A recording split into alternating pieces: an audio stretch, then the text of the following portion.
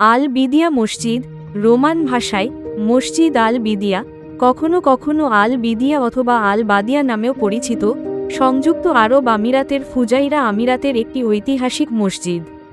এটি দেশের প্রাচীনতম মসজিদ ছিল।